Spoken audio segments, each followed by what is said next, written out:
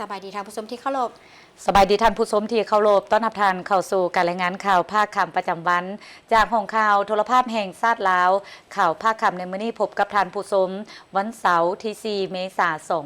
2026กับพวกเขาทั้งสองนำเสนอข่าวสุริวันพลเยี่ยมพร้อมด้วยข้าพเจ้าอนุมาลัทธิดาและอยู่กับลามภาษามือติ้งหลิงจันทวงศ์ไซทำอีนี้จะมาเริ่มที่ข่าวท้องถิ่นคณะผู้แทนกองบัญชาการทหารเขต4และกลุ่มบริษัทห่วมมือเศรษฐกิจโกเอโกแขวงเงอานสาธารณรัฐสังคมนิยมเวียดนามเข้าอวยพรการนำแขวงไซสมบูรณ์ในตอนเช้าของวันที่1 เมษายน 2026นี้คณะผู้แทนจากกองบัญชาการทหารเขต4และกลุ่มบริษัทร่วมมือเศรษฐกิจโกเอโกแขวงเงอานสเวียดนามซึ่งนำโดยสหายพลจัตวาห่วงยุยเจียนรองหัวหน้ากองบัญชาการทหารเขต4และกลุ่มบริษัทร่วมมือเศรษฐกิจโกเอโกแขวงเงอานสเวียดนามพร้อมด้วยคณะเข้าพบปะและอวยพรการนำแขวงเสร็จสมบูรณ์เนื่องในโอกาสวันบุญปีใหม่ลาวโดยการต้อนรับอย่างอบอุ่นของสหายพลอยคำหุ่งบุญยวงกรรมการส่วนกลางภาคเลขาคณะบริหารงานพรรคแขวงเสร็จสมบูรณ์พร้อมด้วยคณะเข้าร่วมต้อนรับการเข้าพบปะในครั้งนี้จุดประสงค์ก็เพื่ออวยพรเนื่องในโอกาสบุญปีใหม่ลาวที่จะมาถึงในม.นี้ฉะนั้นสหายพลจัตวาห่วงยุยเจียนก็ได้ตั้งหน้าให้คณะกล่าวแสดงความยื้อยานถามข่าวด้วยไมตรีจิตมิตรภาพและด้วยความฮักแพงพร้อมทั้งกล่าวอวยพรใส่อันประเสริฐมายังบรรดาการนำของแขวงจงมีสุขภาพแข็งแรงมีความสุขในชีวิตส่วนตัวและครอบครัวมีผลสำเร็จในหน้าที่เวียกงานทุกประการจากนั้นสหายพลอยคำหุ่งบุญยวงก็ได้ตั้งหน้าให้การนำของแขวงกล่าวแสดงความขอบอกขอบใจต่อคณะผู้แทนกองบัญชาการทหารเขต4และกลุ่มบริษัทร่วมมือเศรษฐกิจโกเอโกแขวงเงอานที่เสียสละเวลาอันมีคุณค่ามาเยี่ยมยามและอวยพรในครั้งนี้พร้อมทั้งกล่าวอวยพรใส่อันประเสริฐให้คณะดังกล่าวจงมีสุขภาพแข็งแรงมีพลานามัยสมบูรณ์มีความผาสุกในชีวิตส่วนตัวและครอบครัวประสบผลสำเร็จในหน้าที่เวียกงานตามแนวทางของภาครัฐมอบหมายให้อวยพรแด่มิตรภาพสายพัวพันร่วมมือแบบพิเศษระหว่างสองชาติลาวเวียดนามจงมั่นคงถนนแกนตลอดไปโอกาสนี้ทั้งสองฝ่ายก็ได้มอบของขวัญและพร้อมทั้งฮดส่งน้ำอวยพรซึ่งกันและกันตามฮิตของประเพณีของลาวอย่างอบอุ่นอยู่ที่ห้องรับรองสำนักงานปกครองแขวงเพชรบูรณ์ไปต่อที่กองประชุมสรุปการจัดตั้งปฏิบัติเวียกงานอุตสาหกรรมและการค้าของแขวงไซยบุรีประจำปี 2025 และทิศทางแผนการปี 2026 ในพิธีทานปริญญาเอกใส่พรบุญสู่กรรมการพรรคแขวงหัวหน้าแผนกอุตสาหกรรมและการค้าแขวงได้ให้เกียรติกล่าวเปิดพิธีพร้อมทางผ่านบทสรุปเวียกงานอุตสาหกรรมและการค้าแขวงไซยบุรีประจำปี 2025 และทิศทางแผนการปี 2026 ระยะปี 2025 นี้แขนงอุตสาหกรรมในการค้าได้ตั้งหน้าปฏิบัติหน้าที่ตามพระบทบาทและความรับผิดชอบสูงโดยสามารถญาติได้ผลสำเร็จที่ผลเด่นหลายด้านเส้นมูลค่าการผลิตด้านอุตสาหกรรมปรุงแต่งปฏิบัติได้ 388.43 ตือกีบเท่ากับ 108.4 ส่วนหอยของแผนการแม่น 358.07 ตือกีบและมูลค่าการจำหน่ายผลิตภัณฑ์อุตสาหกรรมปฏิบัติได้ 561.59 ตือกีบเท่ากับ 107.7 ส่วนหอยของแผนการแม่น 521.18 ตือกีบการขึ้นทะเบียนวิสาหกิจปฏิบัติใด617หัวหน่วยรวมทุนจดทะเบียนทั้งหมด 1,379.15 ตือกีบเท่ากับ274ส่วนหอยของแผนการในนั้นคะแนนการผลิต53หัวหน่วยมีทุนจดทะเบียน287.48 ตือกีบคะแนนการค้า285หัวหน่วยพร้อมนี้ยังได้เอาใจใส่ในการคุ้มครองราคาสินค้าได้มีการเพิ่มขึ้นโดยเฉพาะราคาน้ำมันเสื้อไฟการสุกโยส่งเสริมหัวหน่วยธุรกิจโฮงสร้างหัตถกรรมแกะสลักใหม่เพื่อเสนอเข้าหับกาไม้โอดอปแห่งศาสตร์สินค้า1เมือง1ผลิตภัณฑ์ใน1ปีผ่านมาการขยายสินค้า1เมือง1ผลิตภัณฑ์อิงตามมติสภาในปี2025ให้ขยายตัวเพิ่มขึ้น2หัวหน่วยแม่นบ่สามารถบรรลุได้ตามแผนเนื่องจากว่าบรรดาหัวหน่วยธุรกิจตัวแบบและธุรกิจท่าแห่ง ที่อยู่แผนเป้าหมายการสุกยูส่วนใหญ่ยังบ่ทันได้มาท่านตามข้อตกลงของรัฐมนตรีกระทรวงอุตสาหกรรมและการค้าวางออกและอยู่ในส่วนการปรับปรุงเอกสารมาท่านโรงงานผลิตเทคนิคต่างๆปัจจุบันในแขวงไสยบุรีมีสินค้า1เมือง1ผลิตภัณฑ์แล้วจำนวน17หัวหน่วยสิ่งสำคัญแม่นได้สำเร็จโครงการก่อสร้างตาข่ายไฟฟ้าแห่งดัน22กิโลโวลต์แห่งดันต่ำ 0.4 กิโลโวลต์และติดตั้งหม้อแปลงเข้าบ้านพลสิดาและบ้านนาคอนแก่นเมืองไสยบุรีมฮอดปัจจุบันมีโครงการซอกคนสำรวจขุดค้นและปรุงแต่งแห่ธาตุที่ขั้นส่วนกลางและแขวงอนุญาตมีทั้งหมด27โครงการขั้นส่วนกลางอนุญาต11โครงการในนี้ซอกคนสำรวจมี1โครงการและระยะสำรวจและศึกษาความเป็นไปได้ทางด้านเศรษฐกิจเทคนิค5โครงการขุดค้นและปรุงแต่งแห่ธาตุ6โครงการและขั้นแขวงอนุญาต16โครงการจากนั้นผู้เข้าร่วมได้ผลัดเปลี่ยนกันประกอบคำคิดคำเห็นเพื่อแนวใส่สรุปติราคาการจัดตั้งปฏิบัติแผนพัฒนาเวียกงานแขนงอุตสาหกรรมและการค้าประจำปี 2025 และกำหนดทิศทางแผนการจุดซุ่มสำหรับปี 2026 พร้อมกันนั้นได้ซอกเห็นผลงานด้านดีที่ตั้งหน้าด้านอ่อนข้อโครงค้างที่จะได้พร้อมกันปรับปรุงแก้ไขให้ดีขึ้นในต่อหน้า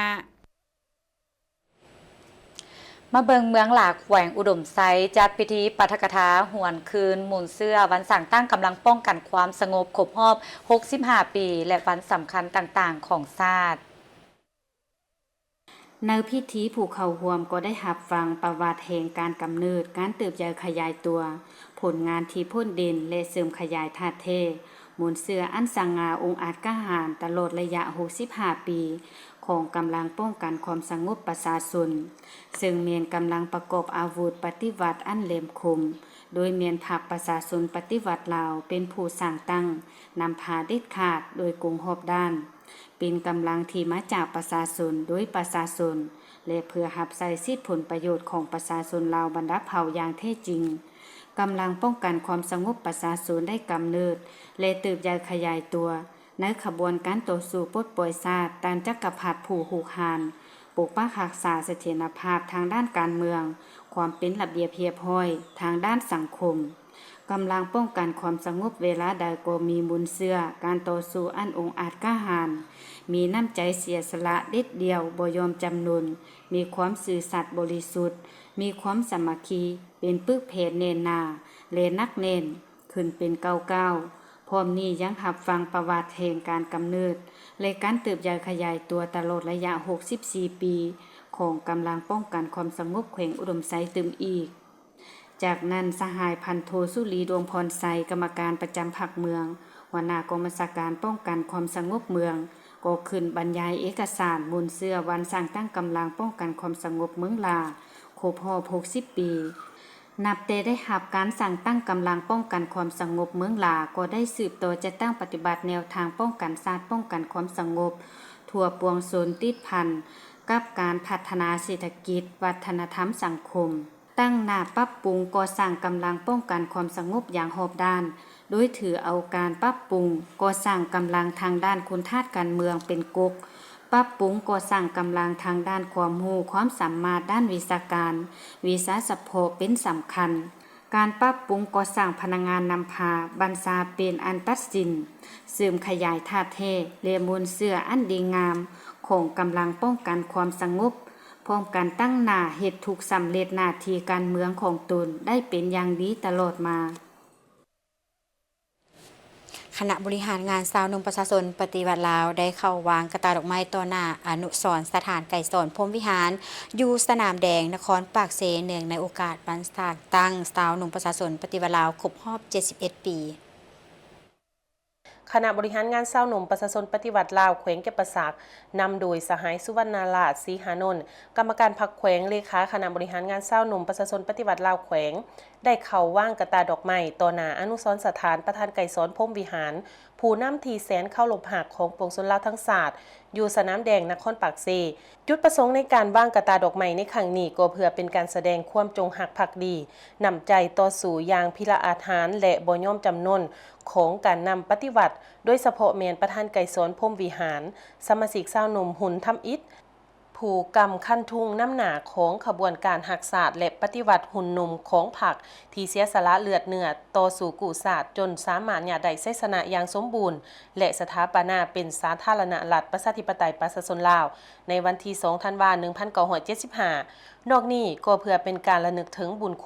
คุณงามความดีที่ประธานไก่สนพรหมวิหารได้สร้างไว้ให้กับชาวหนุ่มคนหุ่นใหม่ได้สืบทอดภารกิจของศาสตร์ทั้งเป็นบ่อนศึกษาอบรมชาวหนุ่มเยาวชนทันวาอนุชนทันวาและยังเป็นบ่อนศึกษาค้นคว้าหำเฮียนเอาแบบอย่างคุณงามความดีของการนำหุ่นเก่าอีกด้วยมาเบิ่งที่การดำเนินของประชุมครั้งปฐมฤกษ์ของสภาประชาชนขั้นแขวงบริคำไซสุดที่ 5กองประชุมครั้งปฐมฤกษ์สภาประชาชนแขวงบริคำไซสุดที่ 5ได้จัดขึ้นอย่างเป็นทางการภายใต้การเป็นประธานของท่านสุวรรณีไสสนะประธานสภาประชาชนแขวงบริคำไซให้เกียรติเข้าร่วมของท่านกองแก้วไสสงครามกรรมการศูนย์กลางพรรคห้องประธานสภาแห่งชาติทางเป็นสมาชิกสภาแห่งชาติสุดที่ 10ประจำการเลือกตั้งที่ 11แขวงบริคำไซท่านสนธนูธรรมวงศ์กรรมการศูนย์กลางพรรคเลขาคณะบริหารงานพรรคแขวงสมาชิกสภาแห่งชาติสุดที่ 10ประจำการเลือกตั้งที่ 11แขวงบริคำไซมีภารการอาวุโสบำนาญผู้ทรงคุณวุฒิต่างหน้าองค์การจัดตั้งภาครัฐองค์การจัดตั้งภาคีองค์การจัดตั้งมหาชนกองประชุมครั้งนี้จะได้รับฟังการรายงานผลการเลือกตั้งและยั่งยืนคุณลักษณะของสมาชิกสภาประชาชนแขวงสุดที่ 5เลือกตั้งเอาประธานสภาประชาชนแขวงบริคำไซสุดที่ 5ตามการเสนอของคณะประจำสภาประชาชนแขวงสุดที่ 4เลือกตั้งห้องประธานสภาประชาชนแขวงและกรรมการคณะประจำสภาประชาชนสุดที่ 5พิจารณารับรองเอาการแต่งตั้งประธานคณะกรรมการและหัวหน้าห้องว่าการสภาประชาชนแขวงสุดที่ 5พิจารณารับรองเอาการแต่งตั้งประธานองค์การกวดการรัฐแขวงและหัวหน้าองค์การต้านการโซลาดบางหลวงพิจารณารับรองเอาแผนการจัดตั้งปฏิบัติแผนพัฒนาเศรษฐกิจสังคม5ปี 2026-2030 ของแขวงพิจารณารับรองเอาแผนการเคลื่อนไหวเวียกงาน5ปี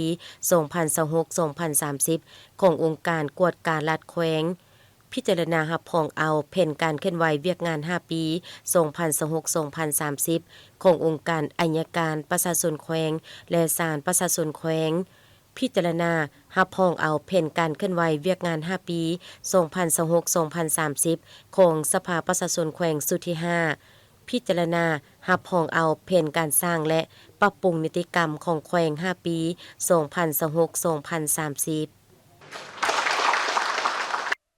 สำนักพิมพ์ลาวและสำนักพิมพ์จีนจัดกล่องประชุมแลกเปลี่ยนบทเรียนการร่วมมือเวียกงานคุ้มครองส่งเสริมการจัดพิมพ์และการจำหน่ายอยู่ลาว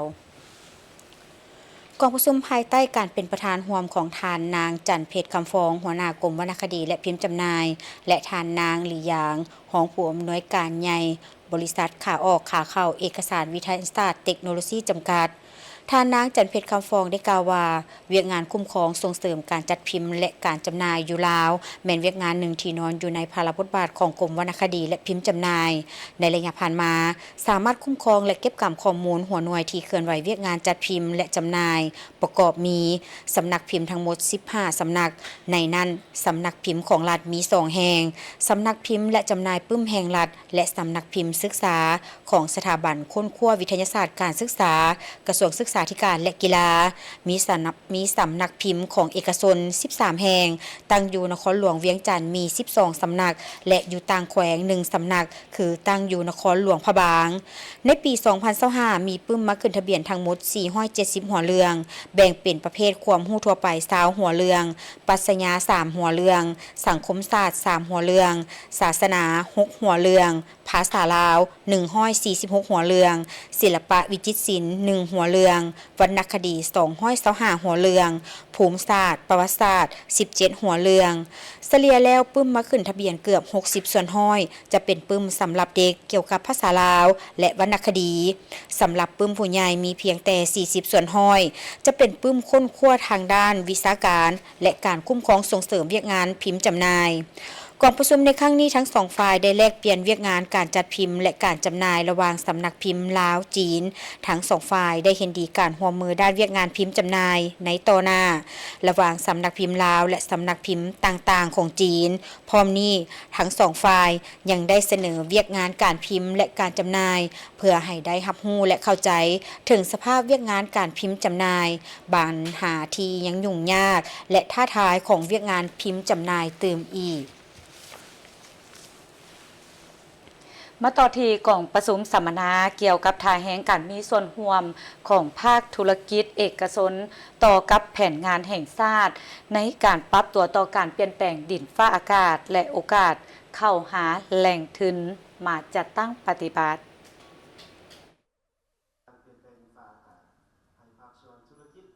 กองประชุมได้มีขึ้นในวันที่ 2 เมษายน 2026 ที่นครหลวงเวียงจันทน์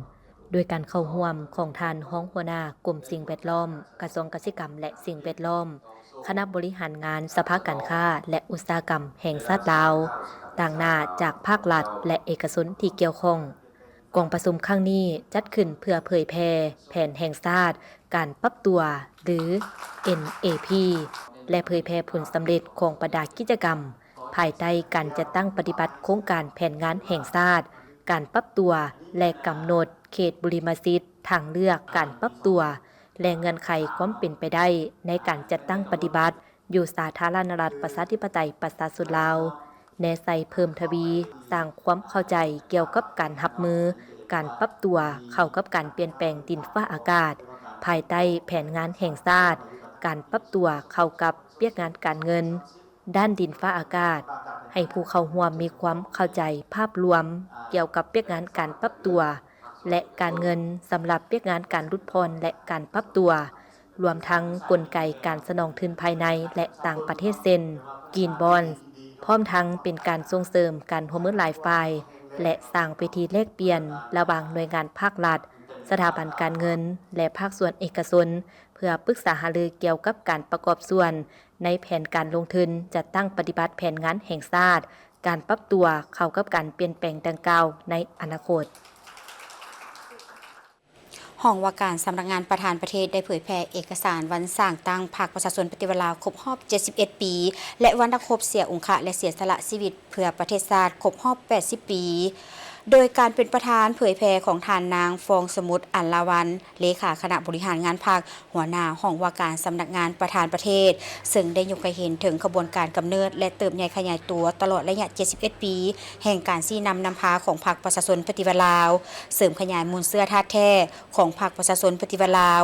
วันที่ 22 มีนาคม 1955 กองประชุมใหญ่สั่งตั้งพรรคประชาชนปฏิวัติลาวจึงได้ไขขึ้นอยู่ที่บ้านนาแมวเมืองเวียงไซแขวงหัวพันโดยเอิ้นชื่อว่าพรรคประชาชนลาวประธานไกรสอนพรหมวิหารได้ถูกเลือกตั้งเป็นเลขาคณะชี้นำศูนย์กลางเลขาธิการใหญ่พร้อมทั้งได้วางแผนดำเนินงานของพรรค 12 ข้อถึงหับห้องในกองประชุมใหญ่ครั้งที่ 1 ของพรรคในครั้งวันที่ 22 มีนาคม 1955 เป็นโครงการการเมืองฉบับทำอิฐเพื่อแนใส่เหตุร้อนหน้าที่ของพรรคในระยะใหม่กลายเป็นแนวทางกู้ชาติต้านจักรพรรดิผู้หุกหาญพรรคได้สักจูงประชาชนเฮาดำเนินการต่อสู้ญาติเอาไซสนะนับมือนับใหญ่หลวงสามารถเต้าโฮมความสามัคคีทั่วปวงชนสู่ชนเฮ็ดสำเร็จภารกิจปลดปล่อยชาติเฮ็ดให้ประเทศชาติลาวเป็นประเทศสันติภาพเอกราชประชาธิปไตยเอกภาพและวัฒนถาวรตลอด 71 ปีแห่งการนำพาภาคพวกเราได้แบกหาบภารกรรมประวัติศาสตร์อันยิ่งใหญ่ในแต่ละระยะที่แตกต่างกันและสามารถปฏิบัติภารกรรมประวัติศาสตร์เหล่านั้นได้อย่างสง่างามแต่ด้วยมูลเสื้ออันอุกอาจกล้าหาญภาคเฮาตัดสินใจนำพาสืบต่ออย่างแข็งแรงในภารกิจเปลี่ยนแปลงใหม่รอบด้านที่มีหลักการพาประเทศชาติก้าวขึ้นอย่างหนักแน่นสู่จุดหมายที่กำหนดไว้ให้เป็นจริงโดยการเสริมขยายมูลเสื้อธาตุแท้ของพรรคประชาชนปฏิวัติลาวคือพรรคเฮามีความจงรักภักดีและยึดมั่นในแนวคิดทฤษฎีมาร์กเลนินแนวคิดไกรสอนพรหมวิหารก็คือจุดหมายสังคมนิยมอย่างหนักแน่นบ่คำพีตายตัวแต่หากมีความเป็นเจ้าการประดิษฐ์สร้างในการหมุนไส้ทฤษฎีและบทเรียนด้านต่างๆเข้ากับเงื่อนไขตัวจริงและสภาพจุดพิเศษของประเทศชาติยึดมั่นและปฏิบัติอย่างถูกต้องบรรดาหลักการพื้นฐานด้านการจัดตั้งและการเคลื่อนไหวของพรรค นั่นคือหลักการรวมศูนย์ประชาธิปไตยเวลาใดก็ถือสำคัญการเสริมขยายความสามัคคีเอกภาพบนพื้นฐานแนวทางนโยบายของพรรคนำ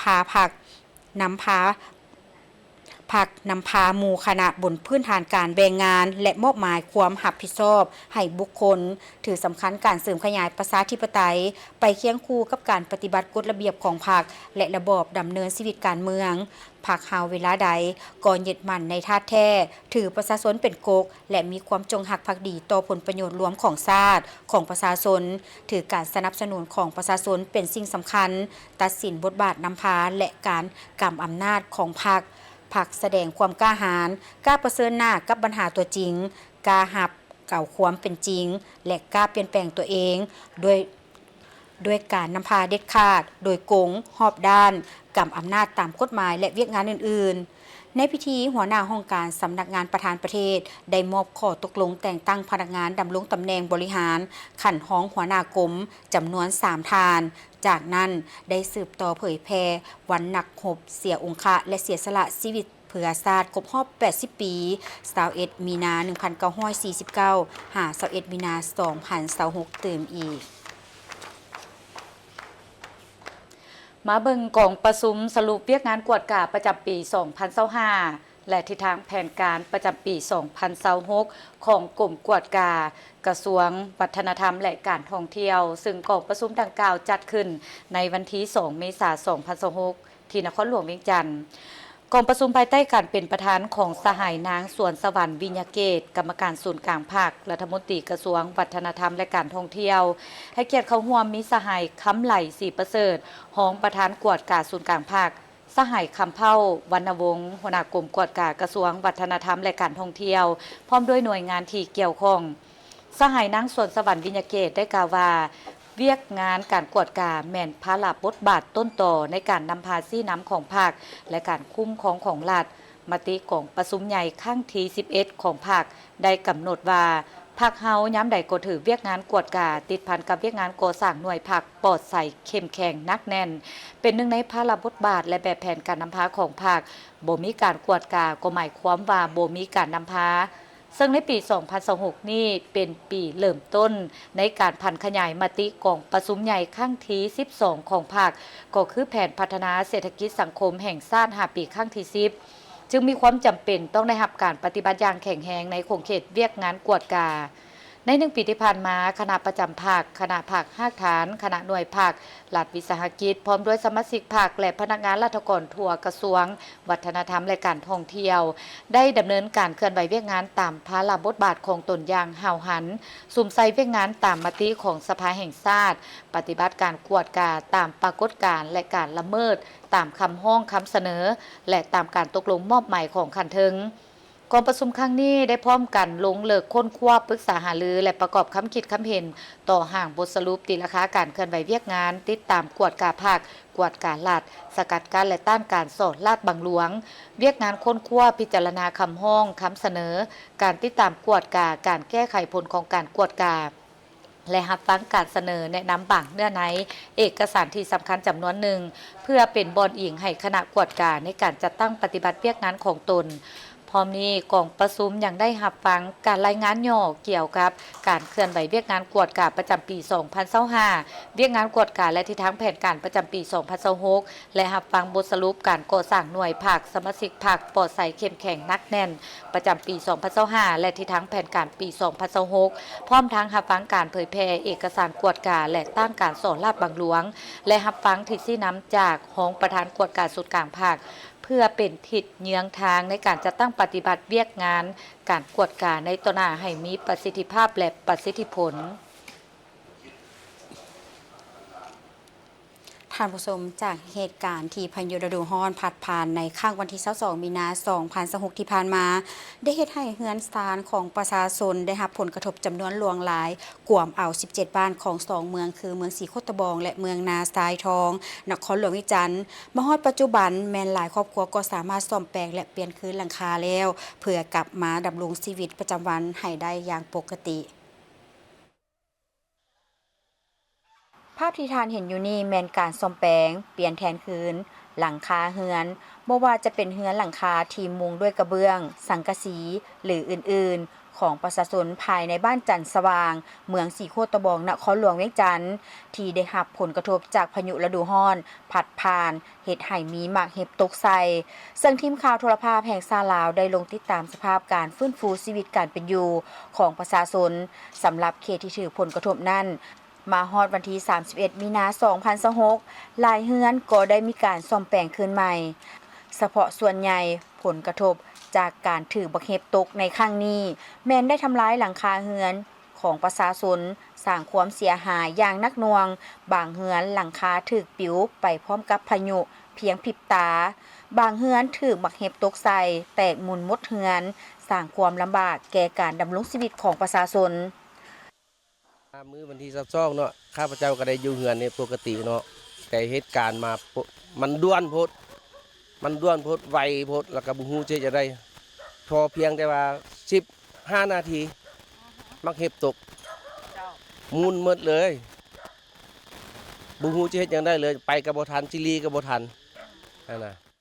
วันที่23เนาะหลังจากมันเกิดเหตุแล้ววันที่23น่ะไฟก็บ่มีไฟก็บ่มาน้ำก็มาถือว่ามื้อนั้น24ชั่วโมงถือว่าดำรงชีวิตอยู่แบบด้วยความมืดมนเลยว่าความเสียหายนี่เฉพาะเฮือนข้าพเจ้าเองเนาะก็ถึกอยู่ประมาณว่า70ล้านกีบรวมทั้งหมดทั้งเพดานทั้งกระเบื้องทุกสิ่งทุกอย่างนะตัวนี้ยังบ่มีภาคส่วนได้เท่ามาที่ว่ามาเอาข้อมูลความจริงเนาะเดี๋ยวนี้แต่ว่ามีแต่ว่าคนครัวมีแต่ว่าอ้ายน้องญาติพี่น้องที่ว่าช่วยเหลือปุ่มรุมกันช่วยเหลือแปลว่าให้ผู้นั้นก็น้อยนึงผู้นี้น้อยนึงมีแต่ญาติพี่น้องแต่ภาครัฐยังก็ได้ยินว่ามาช่วยอยู่แต่ว่าทางบ้านทางเมืองเพิ่นก็ยังบ่ทันฮอดนับตั้งแต่เกิดมาแล้วก็ได้60ปลายปีนี่หาก็เห็นเทื่อเดียวนี้แต่การเสียหายนี่ก็ถือว่ามันหลังคานี่บ่มีหยังแล้วมูลค่าตะกี้นี่เฮาเอากระเบื้องนี่แม่น700ปลายแผ่นจังซั่นนี่มันกระทบลงมาเลยโป้บ่เหลือจักแผ่นเลยแม่นบัดนี้นี่เฮาก็พยายามที่สุดเดี๋ยวนี้นะห้องหาหมู่หาคู่พักพวกพี่น้องปองปายนี่แหละมาช่วยจังซั่นนี่ก็มีแต่น้องหักน้องแพงหมู่คู่พักพวกแดก็มาช่วยเฮ็ดนั่นแหละนับตั้งแต่มื้อเกิดมานี่นะเดี๋ยวนี้ก็ได้อยู่ประมาณ 50% ได้ 50% แม่อันมูลค่าที่ว่าเฮาจะได้ซ้อมคืนนี้แม่นกระเบื้องนี่เดี๋ยวนี้มันก็แพงได้แล้วเด้ตะกี้นี่เฮาซื้อนี่ก็ถึกเนาะเดี๋ยวนี้นี่สภาพปัจจุบันนี่ถือว่าแผ่นนึงได้แม่น38,000เดี๋ยวขึ้นมาจนฮอด39,000 30แม่น39,700 แผ่นสำหรับบ้านจันทร์สว่างเมืองสีโคตะบองนครหลวงเวียงจันทน์มีพลเมืองทั้งหมด 8,835 คนหญิง 4,225 คนมี 2,157 ครอบครัวมี 2,055 หลังคาเรือนที่ถือผลกระทบในครั้งนี้มีทั้งหมด 1,800 หลังคาเรือนมาฮอดปัจจุบันการซ่อมแปลงเรือนสำเร็จแล้วมี40ส่วนห้อยกำลังซ่อมแปลงกวมเอาเกือบ60ส่วนห้อยคาดว่าจะสำเร็จในไวๆนี้ท่านผู้ชมจากนี้จะพากันก่อนหลังเคารพธงชาติกลับมาติดตามการนำเสนอข่าวนะพวกเขาได้เติมอีก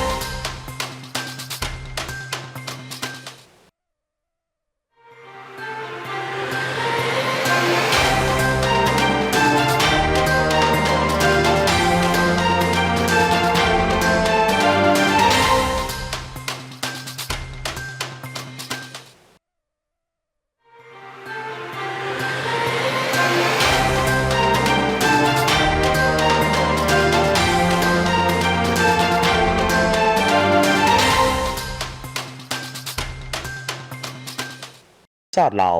เป็นสัญลักษณ์แห่งสาธารณรัฐประชาธิปไตยประชาชนลาวสันติภาพเอกราชประชาธิปไตยเอกภาพวัฒนถาวร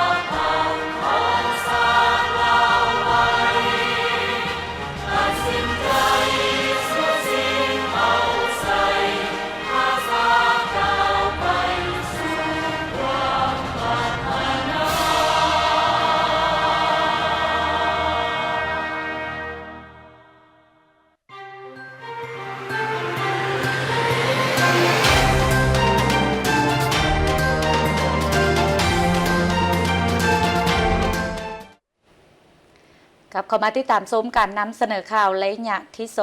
2กระทรวงป้องกันความสงบจัดพิธีโฮมซุมนุมเฉลิมฉลองวันสร้างตั้งกำลังป้องกันความสงบครบรอบ65 ปีซึ่งพิธีดังกล่าวได้จัดขึ้นในวันที่3 เมษายน 2026ที่สโมสรกระทรวงป้องกันความสงบโดยการเป็นประธานของทานพลโทวันทองกล่องมณีคณะเลขาธิการศูนย์กลางภาครัฐมนตรีกระทรวงป้องกันความสงบมีการนำกระทรวงป้องกันความสงบพนักงานอาวุโสบำนาญแขกถึกเชิญพร้อมด้วยพนักงานลักแรงเข่าห่วมในพิธีพลตรีสินทวงศ์ไสยกรอดีตรองรัฐมนตรีกระทรวงป้องกันความสงบได้ขึ้นปาฐกถาเกี่ยวกับความเป็นมาของวันสร้างตั้งกำลังป้องกันความสงบการเติมใหญ่ขยายตัวและผลงานไสสนะแต่ละระยะของกำลังป้องกันความสงบประชาชนโดยภาครัฐได้ตกลงกำหนดเอาวันที่ 5 เมษายน 1961 เป็นวันสร้างตั้งกำลังป้องกันความสงบประชาชนซึ่งมาฮอดวันที่ 5 เมษายน 2026 พอดีครบรอบ 65 ปี 5 เมษายน 1961 5 เมษายน 2026 การกำเนิดของกำลังป้องกันความสงบประชาชนลาวแม้นมีความหมายสำคัญทางด้านการเมืองอันใหญ่หลวงในประวัติศาสตร์ของชาติลาวนับแต่เมื่อสร้างตั้งกำลังป้องกันความสงบได้เสื่อมซึมและปฏิบัติ3หน้าที่คือตำรวจต้องฮู้เฮ็ดเวียกงานก่อสร้างรากฐานการเมืองและพัฒนาชนบทตำรวจต้องฮู้เฮ็ดเวียกงานสืบข่าวกำสภาพการตำรวจต้องฮู้กฎหมายภายในและต่างประเทศพร้อมเดียวกันนั้นกำลังปกส.ยังได้เคลื่อนไหวป้องกันฝึกแอบหำเฮียนปรับปรุงกำลังเพิ่มพูนผลิตผลหาเลี้ยงกุ้มตนเองด้วยการสร้างพลาธิการกับทีทั้งขนขวยก่อสร้างรากฐานซึ่งได้รับความหักแพงอุ้มสู้ช่วยเหลือจากประชาชนบรรดาเผ่าตลอดมาถึงว่าในเบื้องต้นกำลังเฮายังอ่อนน้อยการประกอบอาวุธพาหนะล้าสมัยระดับเทคนิควิทยาศาสตร์บ่ทันสูงแต่ย้อนความเฮียกห้องต้องการของประเทศชาติกำลังปกส.ได้เด็ดเดียวเสริมขยายน้ำใจหักชาติหักความเป็นเอกราชและพื้นแผ่นดินอันอุดมหังมีของตนบ่ยอมเป็นข่อยค่าให้แก่ชาติอื่นได้พร้อมกับกองทัพประชาชนบรรดาเผ่าต่อสู้ต้านการหุกหานของจักรพรรดิภายนอกและลูกแรงตีนมือขายชาติตลอด65 ปีแห่งการกำเนิดและเติบใหญ่ขยายตัวของกำลังปกส.ภายใต้การนำพาของภาคประชาชนปฏิวัติลาวแม่นประวัติศาสตร์แห่งการทดสอบอันใหญ่หลวงในการต่อสู้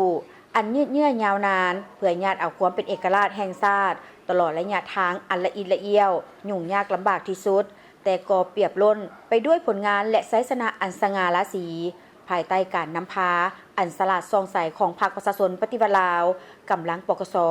ได้สามัคคีเป็นจิตหนึ่งใจเดียวในการปฏิบัติหน้าที่การเมืองทั้งประสานสู่หบอย่างพิราศหาญออกแห่งปรับปรุงก่อสร้างกำลังของตนให้นับมือเข้มแข็งและขยายตัวเป็นลำดับมา ในวันที่ 2 เมษายน 2026 ที่ผ่านมาศูนย์บริหารรัฐดิจิทัลกระทรวงเทคโนโลยีและการสื่อสารได้จัดพิธีเซ็นบทบันทึกความเข้าใจระหว่างท่านทวีศักดิ์มโนธรรมหัวหน้าศูนย์บริหารรัฐดิจิทัลกระทรวงเทคโนโลยีและการสื่อสารกับท่านสอนเพชรอินทวงศ์ผู้อำนวยการบริษัทภูมิพลนครจำกัดเพื่อร่วมกันศึกษาความเป็นไปได้ในการพัฒนาระบบรวมศูนย์การบริการรัฐดิจิทัลโดยการเข้าร่วมของทานสันติสุขสิมมลวงศ์รัฐมนตรีกระทรวงเทคโนโลยีและการสื่อสารพร้อมด้วยภาคส่วนที่เกี่ยวข้องเข้าร่วมจุดประสงค์หลักของการลงนามในครั้งนี้แม่นเพื่อให้ทั้งสองฝ่ายได้ร่วมกันศึกษาบทวิพากษ์เศรษฐกิจเทคนิคอย่างละเอียดเพื่อให้เป็นข้อมูลในการกำหนดแนวทางการพัฒนาระบบการทันสมัยและรวมศูนย์ของรัฐบาลเพื่อร่วมมือในการพัฒนาระบบรวมศูนย์การบริการในอนาคตให้เป็นจริงการสร้างความยืนยงในการพัฒนาเศรษฐกิจและสังคมโดยรูปแบบดิจิทัลของสาธารณรัฐประชาธิปไตยประชาชนลาวเกี่ยวกับแผนการจัดตั้งปฏิบัตินั้นแม้นจะดำเนินในระยะ 6 เดือนภายหลังสำเร็จการศึกษาและเห็นว่ามีความเป็นไปได้สูงทั้งสองฝ่ายจะค้นคว้าพิจารณารับรองและก้าวสู่การเซ็นสัญญาร่วมมือพัฒนาระบบตัวจริงในขั้นต่อไปท่านทวีไซมโนธรรมได้มีความเห็นว่าการพัฒนาระบบบริการรัฐดิจิทัลจะเป็นจุดเปลี่ยนที่สำคัญในการปฏิรูปการบริหารรัฐและการบริการของรัฐเพื่อหันไปสู่ความทันสมัยนี้บ่เพียงแต่แม่นการนำใช้เทคโนโลยีเท่านั้นแต่แม่นการสร้างความเชื่อมั่นความโปร่งใสและความสะดวกสบายให้แก่พ่อแม่ประชาชนบุคคลและนิติบุคคลในการเข้าถึงการบริการของภาครัฐได้ทุกบอนและทุกเวลาการพัฒนาระบบรวมศูนย์การบริการรัฐดิจิทัลแม่นหนึ่งในเวียกงานพัฒนาในการบริการภาคส่วนรัฐซึ่งเป็นข้อริเริ่มหนึ่งที่นอนในแผนงานของเสาค่ำรัฐบาลดิจิทัลของยุทธศาสตร์พัฒนาเศรษฐกิจดิจิทัล 2021-2040 และสอดคล้องกับแผนยุทธศาสตร์การบริหารรัฐแบบดิจิทัล 10 ปี 2026-2035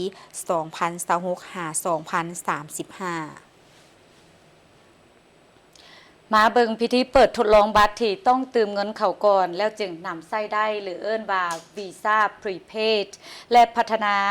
วีซ่าเพย์เพื่อการสำระเงินดิจิตอลในลาวและสากลซึ่งเป็นช่องทางให้ประชาชนเข้าถึงการบริการระดับโลกการทดลองครั้งนี้แม่นการร่วมมือระหว่างบริษัทลาวโมบายมันนี่จำกัดผู้เดียวหรือ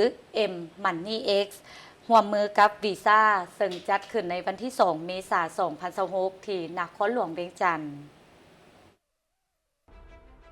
ให้เกียรติเข้าร่วมมิทานแก้ววิสุขโสรพรมรองรัฐมนตรีกระทรวงเทคโนโลยีและการสื่อสารท่านสุพลจันทวิสัยผู้อำนวยการใหญ่ของกลุ่มบริษัทลาวโทรคมพร้อมด้วยคณะผู้บริหารและคู่ร่วมธุรกิจบริษัทลาวโมบายมันนี่จำกัดผู้เดียวเป็นผู้ให้บริการ e-wallet สั้นนำในลาวได้ประกาศเปิดการทดลองนำไส้บัตรที่ต้องเติมเงินเข้าก่อนแล้วจึงนำไส้หรือ M Money X Visa Prepaid Card พร้อมกับพัฒนา Visa Pay เข้าในแอปโดยร่วมมือกับ Visa โดยมีธนาคารร่วมพัฒนาลาวมหาชนเป็นผู้ห้องหับการร่วมมือในครั้งนี้มีเป้าหมายเพื่อเล็งการนำไส้การสำระเงินดิจิตอลและสนับสนุนการเปลี่ยนผ่านของลาวไปสู่สังคมบ่ใช้เงินสดโดยการเติมเงินเข้าก่อนแล้วจึงนำไส้แม่นวิธีการสำระเงินดิจิตอลแบบครบวงจรผู้ใช้สามารถสร้างและใช้บัตรได้ทันทีในแอปโดยบ่จำเป็นต้องมีบัตรจริงและสามารถใช้งานได้ทั่วโลกนอกจากนี้ยังได้ศึกษาความเป็นไปได้ในการพัฒนา Visa Payเฮ็ดให้การสำระเงินปองไวและสะดวกหลายขึ้นเส้นสแกน QR เพื่อจ่ายแตะเพื่อจ่ายและจ่ายออนไลน์ทางนี้ก็เพื่อช่วยให้ประชาชนลาวเข้าถึงบริการทางด้านการเงินระดับโลกที่ปลอดภัยทันสมัยและลดพรการใช้เงินสดทางผู้ชมที่เคารพมานี่ข่าวคำของพวกเราก็หมดเวลาลงแล้วขอบใจทุกท่านที่ให้เกียรติติดตามรับชมแล้วก็มาติดตามการนำเสนอข่าวในพวกเขาได้ใหม่ในข่าวภาคต่อไปสำหรับข่าวภาคนี้โค้ชซุกทั้งสองพร้อมโดยลามภาษามือและทีมงานต้องขอลาไปก่อนสบายดี